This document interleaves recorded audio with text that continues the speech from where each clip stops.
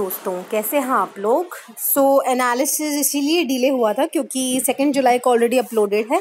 3 जुलाई का कोई भी एनालिसिस नहीं आया था इनसाइट्स पे एंड ये 4 जुलाई का एनालिसिस है बेसिकली एंड 5 जुलाई का संडे था, तो इसीलिए मैंने आज अपलोड किया 4 जुलाई का एनालिसिस। तो पहला आर्टिकल देख लेते हैं। हाँ, और ये है कि कुछ लूज़ नहीं हुआ है आपका, ठीक है, ऐसा ही मतलब आर्टिकल आया ही नहीं था 3 जुलाई को, तो क्या अपलोड करते। पहला आर्टिकल है जीएस पेपर 2 से related, drug discovery hackathon launched. ठीक है, तो हैकाथॉन क्या होता है, जैसे मैराथन हो गई ना वैसे उस तरीके की रेस है। तो ड्रग डिस्कवरी के लिए ये हैकाथॉन है जो लॉन्च हुई थी लगभग 2 जुलाई 2020 को। ठीक है, ये पहला नेशनल इनिशिएटिव प्रोसेस है जो ड्रग डिस्कवरी प्रोसेस पे को सपोर्ट करता है कि भाई जो भी बच्चे हैं या टीम मेंबर्स हैं, ठीक है, रिलेटेड टू फार्मास्यूटिकल्स केमिस्ट्री, वो आओ और भाई कोविड की डिजीज़ लेके आओ। हमारे यहाँ केसेस बहुत सारे बढ़ रहे हैं। It is a joint initiative और पार्टिसिपेंट्स कौन कौन है, MHRD पार्टिसिपेशन है, इनोवेशन सेल उनका, AICTE, ठीक है, जो टेक्निकल एजुकेशन देता है, फार्मेसी या दूसरे कोर्सेज जैसे इंटीरियर डिज़ाइनिंग, इस तरीके से टेक्निकल एजुकेशन को जो रेगुलेट करता है, CSIR council of scientific and industrial research, centre for development of advanced computing and MyGov as well as private partners. तो ये सारे प्राइवेट पार्टनर्स है। तो पार्टनर्स देखो, जब बहुत सारे पार्टनर्स होते हैं ना चांसेस कम होते हैं आने के। एक बेसिक आइडिया होना चाहिए। डिटेल्स क्या, हैकाथॉन में क्या होगा, challenges this that are posted as problem. ठीक है भाई, वो चैलेंजेस है उनको आपको रिजॉल्व करना है and based on specific drug discovery topics and are open to all participant to solve कि भाई आओ, हाँ ये प्रॉब्लम है और इसको तुमने सॉल्व करके दिखाना है। 3 टास्क होंगे। सबसे पहले तो ड्रग डिज़ाइन करना है, that will deal with drug design for anti कोविड-19 जनरेशन मेडिसिन, मतलब बेसिकली ड्रग डिज़ाइन करना है and deal with designing optimisation new tools and algorithms which will have immense impact on expediting the process of in silico drug discovery. ठीक है, तो एक्सपीडाइटिंग the process का क्या मतलब है, उस प्रोसेस को तेज़ करेंगे एंड जो हमें ड्रग डिस्कवर करनी है कोविड-19 से रिलेटेड, इन सिलिको बेसिकली जो मेथड होता है, इन सिलिको हम बाद में देखेंगे क्या होता है एग्जैक्टली। तो उस प्रोसेस से हमें जो जल्दी ड्रग को बनाना है एंड न्यू टूल्स एंड अलॉगरिदम्स की हेल्प से। ठीक है, क्योंकि जो ये अलॉगरिदम्स की हेल्प होती है ना, अलॉगरिदम्स से जो हम करते हैं वो इन सिलिको मेथड होता है basically. Track 3 is called moon shot which allows working on problems which are out of box nature, कि भाई कोई अलग ही तरीके, अतरंगी तरीके की प्रॉब्लम आ गई तो उसके लिए मून शॉट ट्रैक 3। तो 3 फेजेस में होगा। What is in silico drug design, ठीक है, क्या होता है, एक होता है इन सीटू, ठीक है, लैब में डिज़ाइन करवाना, इन विट्रो, इन वीवो, ठीक है, इस तरीके का। तो इन सिलिको ड्रग डिज़ाइन क्या होता है, it is a term that means computer aided molecular designs, कि भाई कंप्यूटर में तुम कम्यूटेशन परम्यूटेशन लगा के देख लोगे, वो कंप्यूटर ही बता देगा तुम्हें कि तुम ये जो ड्रग का जो कर रहे हो ये कॉम्बिनेशन सही बैठेगा नहीं, डिज़ाइन का सही बैठेगा नहीं। So that means computer aided molecular design. So it is a rational design और discovery of drugs using wide variety of computational methods. ठीक है, तो बेसिकली कंप्यूटेशनल मेथड्स की सहायता से कंप्यूटर एडेड मॉलिक्यूलर डिज़ाइन को क्या कहते हैं, इन सिलिको ड्रग डिज़ाइन। तो उसकी हेल्प से आपने ये ड्रग डिस्कवरी हैकाथॉन में पार्ट लेना है एंड जो कोविड-19 की ड्रग है उसको ड्रग डिस्कवरी को एक्सपीडाइट करना है basically. Then is about Italian marine cases. ठीक है, तो क्या हुआ, अभी परमानेंट कोर्ट ऑफ आर्बिट्रेशन है जिनका हेग नीदरलैंड में हेडक्वार्टर्स है। ठीक है, तो ये क्वेश्चन बहुत प्रोबेबली चांसेस हैं आने के। ठीक है, तो उसने साफ साफ कहा कि इंडिया को जुरिस्डिक्शन नहीं है ट्राई करने की। ठीक है, जो भी मैराइन्स पकड़ी थी उन्होंने इटली वाली, मैं आपको पूरा एक बार इशू बता देती हूँ। ये 2012 की बात है। ठीक है, क्या हुआ, 2 इटालियन मेराइन्स, ठीक है, तो ये इटालियन मेराइन्स आ गई। ठीक है, उन्होंने फायरिंग कर दी, ठीक है, on board an Italian vessel. ठीक है, तो क्या हुआ था कि 2 इटालियन मेराइन्स थी एंड उन्होंने फायरिंग कर दी and killing 2 Indian fisherman aboard on Indian vessel. ठीक है, तो इंडियन वेसल सेंट एंथोनी थी ना, तो उस पर 2 इंडियन फिशरमैन की जान चली गई। ठीक है, पर दिक्कत क्या थी, fishing vessel was with in the countries contiguous zone and it was quite clear that offences warranted arrest and prosecution under domestic law. ठीक है, उस टाइम पे ये क्लियर था कि भाई डोमेस्टिक लॉ के तहत ही, मतलब जो हमारे इंडिया का लॉ है उसके तहत उनको पनिशमेंट मिलेगी। ठीक है, तो इवेंचुअली उनको अरेस्ट भी किया गया, पर बाद में उनको रिलीज कर दिया गया, इटली भेज दिया गया। ठीक है, तो क्या है भाई कॉन्टिग्यूस जोन क्या होती है, देखो मैंने आपको क्या बताया था, टेरिटोरियल वाटर्स के बारे में बताया था ना। टेरिटोरियल वाटर्स क्या होते हैं, एक कंट्री की बाउंड्री होगी तो यहाँ से 12 नॉटिकल माइल्स तक क्या होते हैं किसी भी कंट्री के टेरिटोरियल वाटर्स। ठीक है, फिर ये टेरिटोरियल वाटर खत्म, इसके बाद क्या होता है, एक कॉन्टिग्यूस जोन होती है कुछ लेवल तक। ठीक है, तो एक कॉन्टिग्यूस जोन होती है, उसके बाद यहाँ पे एक्सक्लूसिव इकोनॉमिक जोन स्टार्ट हो जाती है 200 नॉटिकल माइल्स तक। ठीक है, तो दिस इज द सीन। तो ये 12 नॉटिकल माइल्स तक टेरिटोरियल वाटर्स। फिर एक कॉन्टिग्युअस जोन होते हैं, क्योंकि एकदम से इंची टेप लेके तो नहीं खड़े ना, हाँ यहाँ 12 खत्म होगी, 13 से तो direct economic exclusive economic zone start हो जाएगा, तो नहीं, ऐसा नहीं होता। एक एरिया होता है कॉन्टिग्युअस जोन का, ठीक है, तो ये एरिया कॉन्टिग्युअस जोन का होता है। एंड यहाँ पे इसके बाद से एक्सक्लूसिव इकोनॉमिक जोन स्टार्ट होता है। तो ये है, इवेंचुअली मेराइंस, उनको अरेस्ट कर लिया गया एंड सुप्रीम कोर्ट ने बोला भाई एक डेजिग्नेटेड कोर्ट बिठाओ। एंड देखो इन्होंने क्या कांड करके आए हैं। Meanwhile national investigating agencies invoke the suppression of unlawful acts against the safety of maritime navigation and fixed platform on continental shelf act, ठीक है। बेसिकली एनआईए लेके आया, ठीक है, एनआईए ने ये लॉ मतलब बेसिकली एक्ट है, इसको इन्वोक किया और जिसके तहत उनको ट्राई करने की बात की गई, ठीक है। तो क्या बोले कि नहीं हम तुमसे नहीं मानेंगे, हम तो पीसीए जाएंगे, ठीक है, परमानेंट कोर्ट ऑफ आर्बिट्रेशन में जाएंगे, ठीक है। तो अब पीसीए का क्या कहना है, the marines were entitled to immunity, ठीक है। तो ये क्यों भाई, उनको आप कुछ नहीं कह सकते, वो स्टेट के बिहाफ पे काम कर रही थी। Italy would have jurisdiction to decide question of immunity for the marines, कि भाई इनको मार दिया जाए या छोड़ दिया जाए, इटली डिसाइड करेगी कि इंडिया को सौंपना है या नहीं।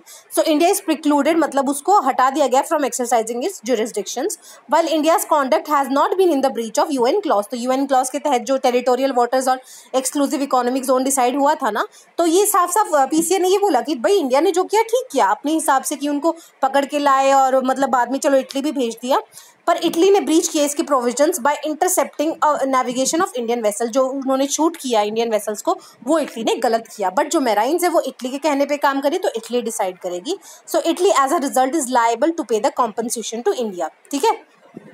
PCA also rejected argument by Italy that India, by leading the Italian vessel into its territory and arresting the marines, violated the obligation to cooperate with measures to suppress piracy। तो basically argument बोला कि वो हमारे आदमियों को कैसे ले गए भाई इंडिया के अंदर, ठीक है, ट्राई करने के लिए, चलो बाद में तो लौटा दिया, पर लेके क्यों गए, और उसकी वजह से उन्होंने आर्टिकल 100 ऑफ यूएन क्लॉज भी वायलेट किया जो पायरेसी से रिलेटेड है। तो पीसीए ने कहा नहीं नहीं तुम बहुत बकवास कर रहे हो, ये ऐसा कुछ नहीं है, उन्होंने जो किया ठीक किया, ठीक है। Then let me just off it. Next, both the nations are required to hold consultations in order to arrive at amount of compensation। भाई ये कितने compensation दो, 100 रुपये देना, 150 रुपये देना, तो वो दोनों कंट्रीज को डिसाइड करना पड़ेगा।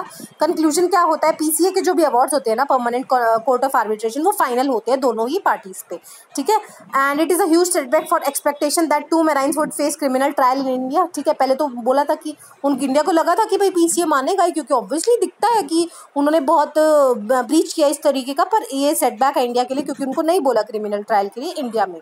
In the end Italy succeeded in taking the matter out of India hands. Basically India की जो सुप्रीम कोर्ट क्या थी ना फिर जुरिसडिक्शन, तो वो आउट ऑफ इंडिया हैंड ले गया।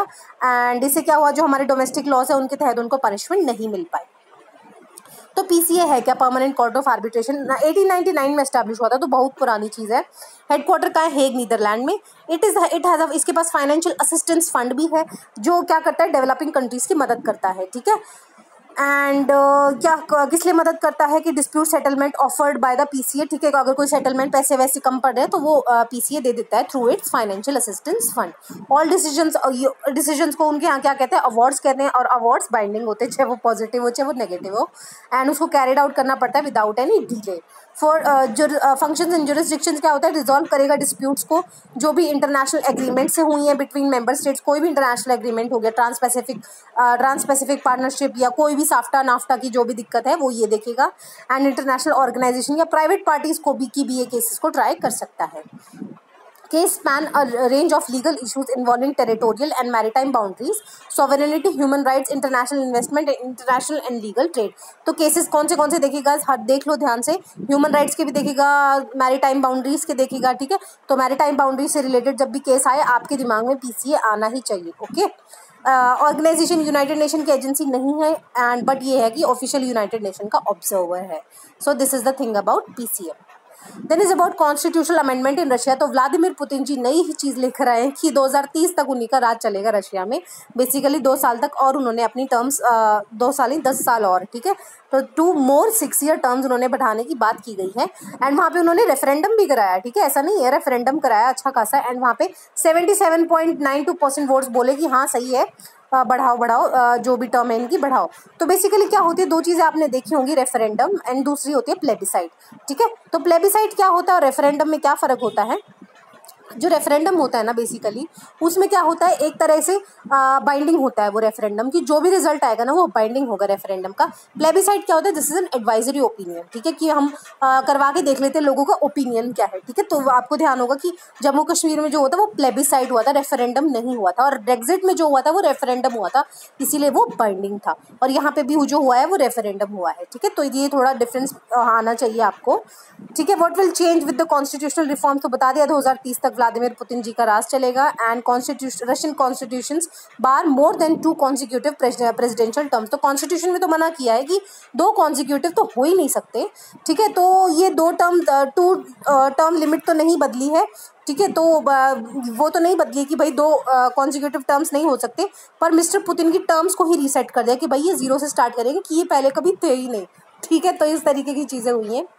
Other amendment strengthen presidential and parliamentary powers, उनको भी स्ट्रेंथन किया है, ठीक है। एंड जो enshrine traditional values includes effective ban on gay marriage, तो गे मैरिज को भी मतलब बैन करा है, ठीक है, उनको ज़्यादा स्ट्रेंथन किया है।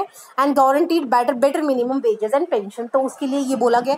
तो लोग लुभावन हो गया होगा कि भाई हम वेजेस बढ़ाएंगे, नीचे नीचे उन्होंने अपने जो मोटिव्स है वो भी पूरे करवा लिए। So other changes in of the constitution क्या है कि रिस्पेक्ट करो आपकी कंट्री के हेरिटेज को, और ऑर्थोडॉक्स चर्च को भी आपको रिस्पेक्ट करना पड़ेगा, and strengthen the Kremlin over local and municipal authorities.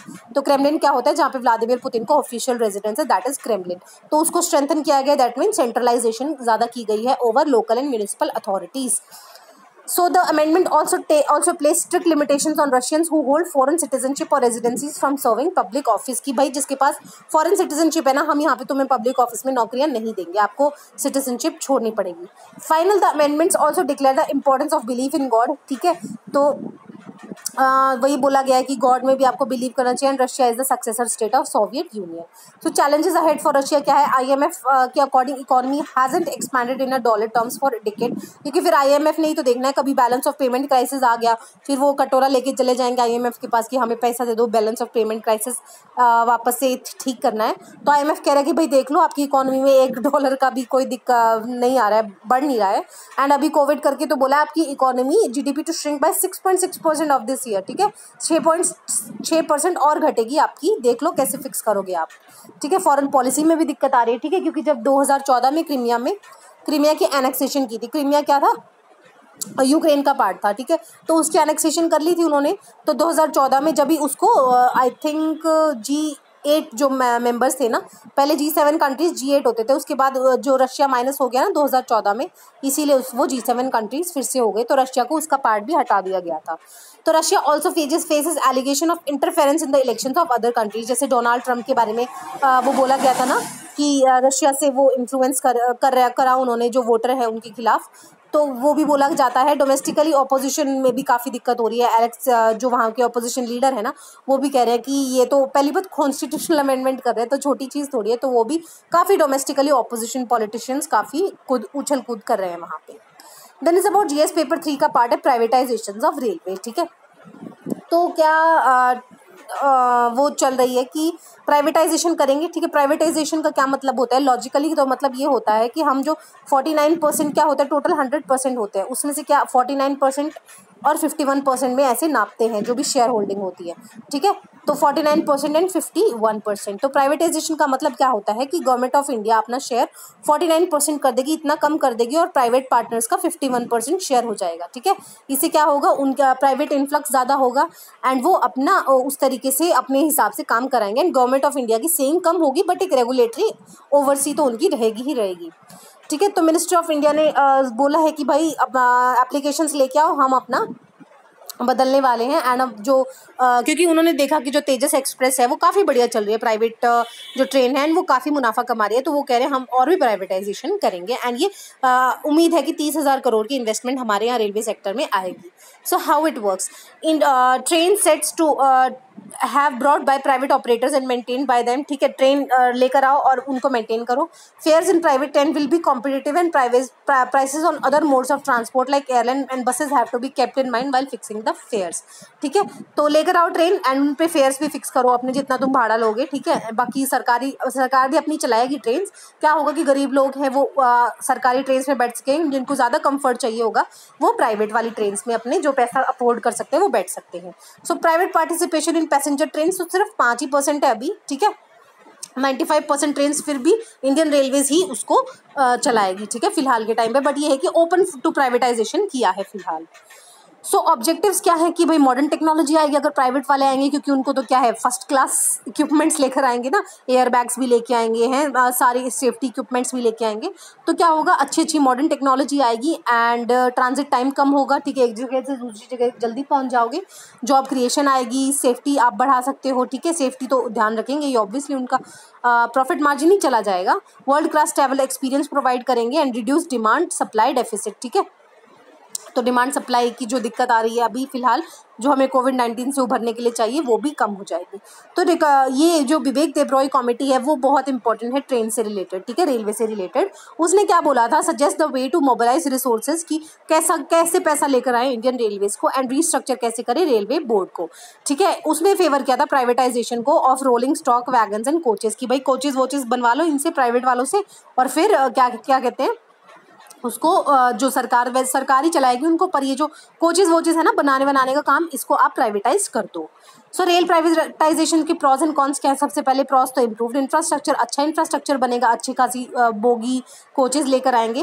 Balancing quality of services with high fares, ठीक है, अब जितने हाई फेयर होंगे उतनी सर्विसेज भी बढ़िया होंगी, ठीक है। लेसर एक्सीडेंट्स होंगे, एक्सीडेंट्स आपने देखा ही होगा, ठीक है, तो वो चीज़ें काफ़ी कम होंगी। ट्रेन गिर जाती है, पटरी से उतर जाती है, तो वो सारे एक्सीडेंट्स वगैरह का ध्यान रखेंगे, क्योंकि उनको अपना प्रॉफिट मार्जिन बढ़ाना होता है।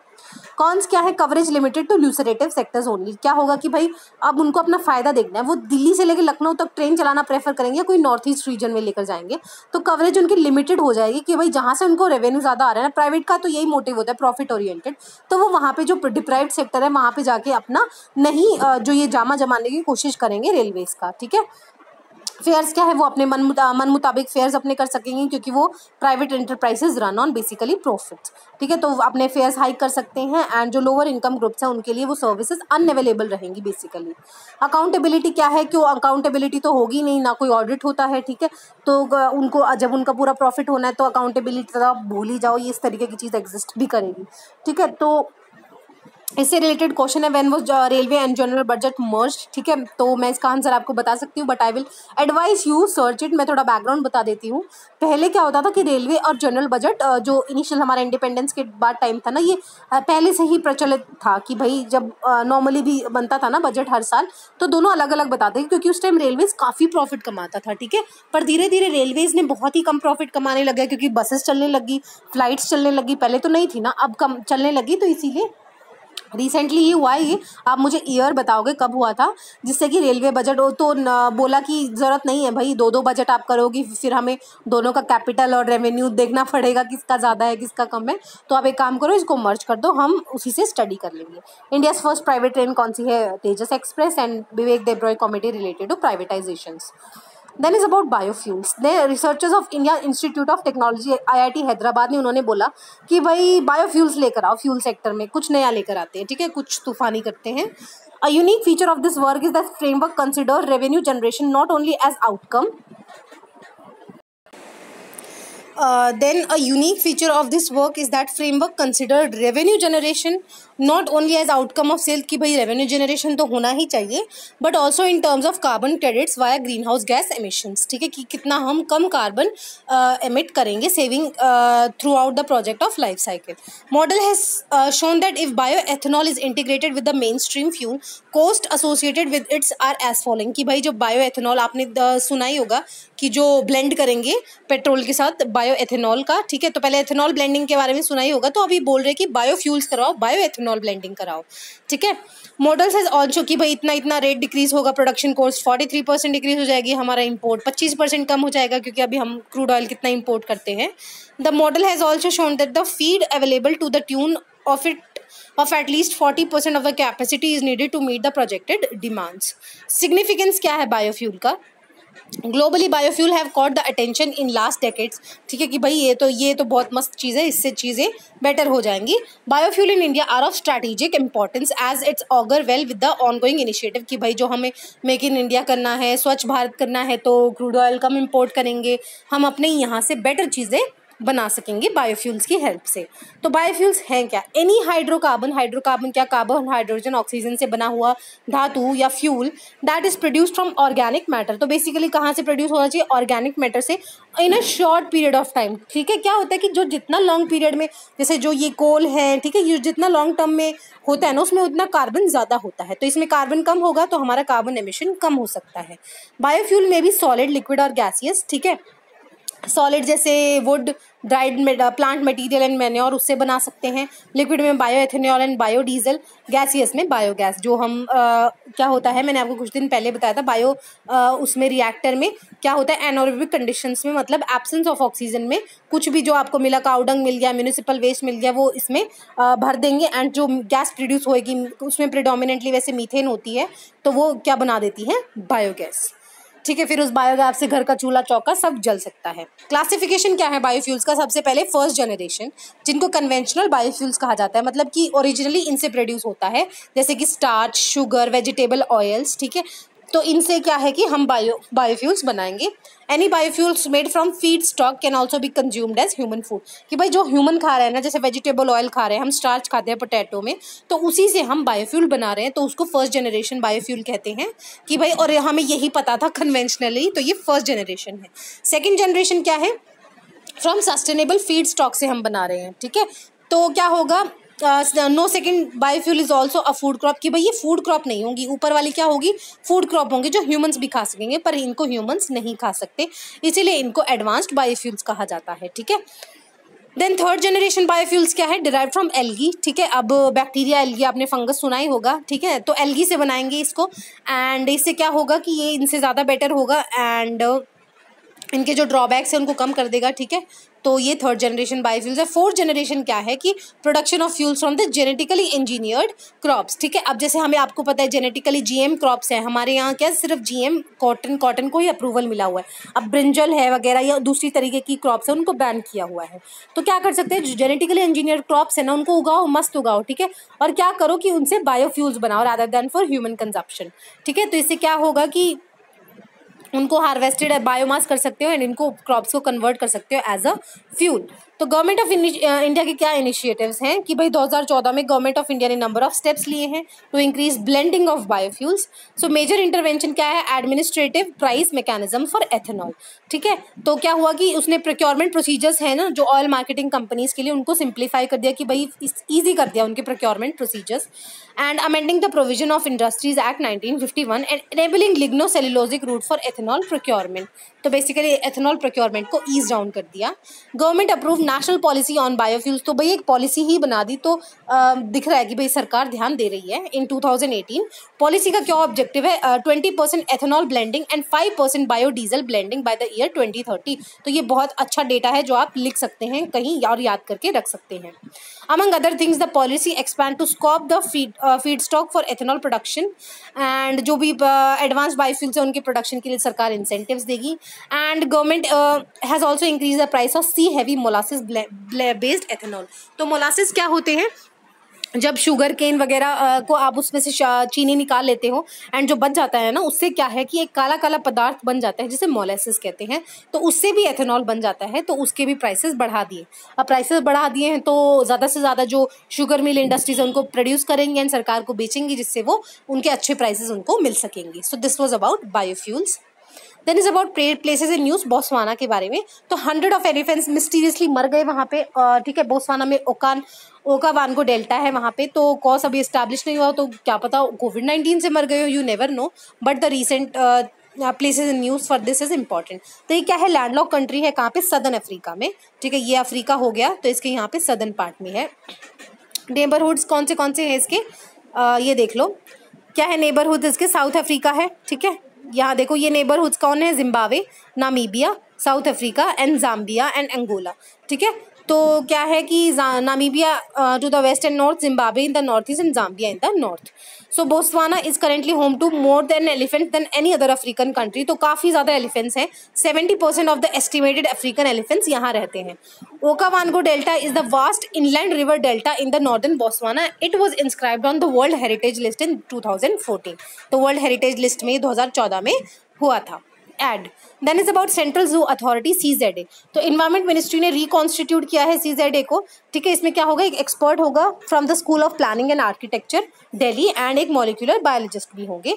तो क्या है भाई, ये स्टैट्यूटरी बॉडी है, मतलब किसी एक्ट से बनी थी बाय, और चेयर कौन करते हैं, environment minister. It is tasked with regulating zoos को रेगुलेट करेगी, एंड कोई भी जूज जो बनेगा ना उसको अपनी रिकॉग्निशन लेनी पड़ेगी CZA से।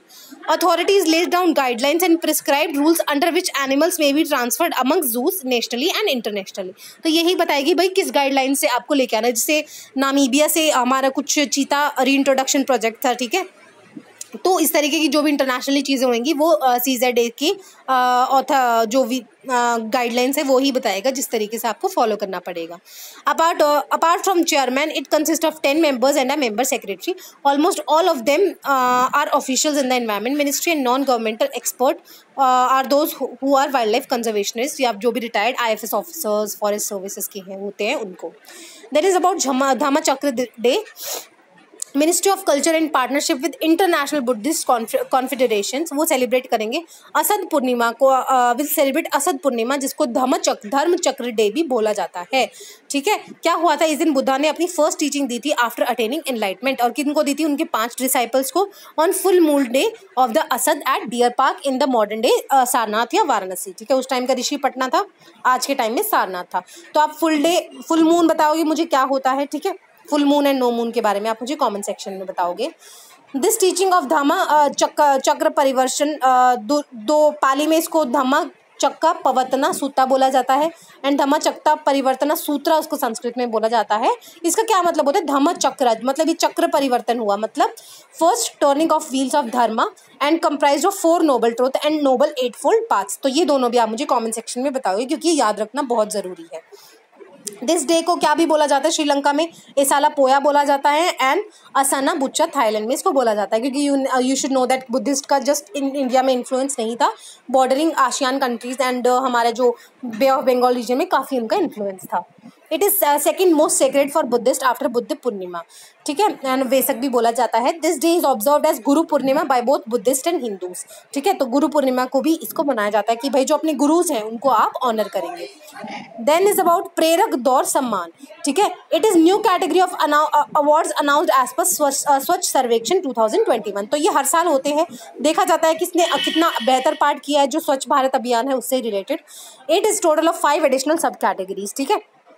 तो 5 अलग कैटेगरीज लेके आए, ठीक है। एंड क्या है कि दिव्या, प्लैटिनम, अनुपम, उज्जवल, उदित, आरोही, ठीक है।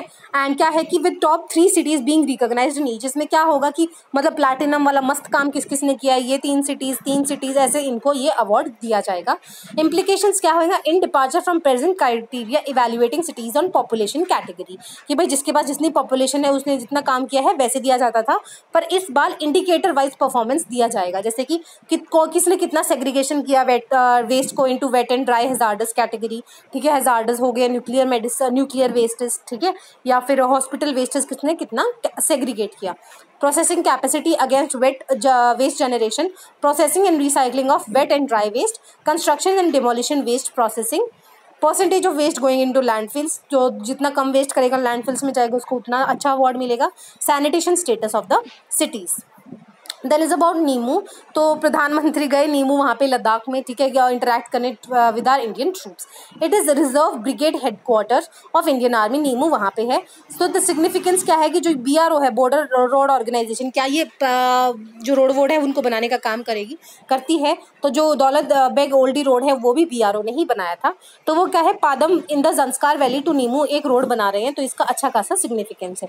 मैं आपको नीमू दिखा देती हूँ, ठीक है। ये देखो नीमू है यहाँ पे, एंड क्या बोला था इन्होंने कि जंस्कार रेंज के पास में पड़ता है। ये जंस्कार रेंज, ये रही लद्दाख रेंज, ठीक है। यहाँ की इसके पास क्या है, श्योक रिवर भी पड़ती है, एंड ये हमारा पैंगोंग लेक है। तो ये पैंगोंग लेक, ये श्योक और ये नीमू, तो कभी आ जाए नापना तो श्योक और ये नीमू बिल्कुल बराबर में ही पड़ते हैं, and it lies north of Pangong lake, ठीक है। तो ये आपको लोकेशन ध्यान रखनी है। It is surrounded by Zanskar range, मैंने जैसे कि बताया ये रही ज़ांस्कार रेंज इससे सराउंडेड है। एंड कन्फ्लुएंस क्या होता है, इंडस एंड ज़ांस्कार रिवर्स का यहाँ पे मर्जर होता है। मैग्नेट हिल है यहाँ पे जो साउथ ईस्ट ऑफ नीमो में है, यहाँ पे एक मैग्नेट हिल भी होती है। एंड दिस वाज इट, इतना ही इंपॉर्टेंट है इसमें, लेह लद्दाख में पड़ता है। जो ये पादुम मैंने बताया ना कि जो रोड बनाया जा रहा है, constructing a road Padam in the Zanskar valley to Nimu, तो ये देखो ये रही ज़ंस्कार रेंज, ठीक है, और ये रहा पादम, पादम से नीमू में यहाँ पे रोड बनाया जा रहा है BRO के द्वारा। सो this was it for today's discussion. I hope you like the discussion and thank you so much for watching.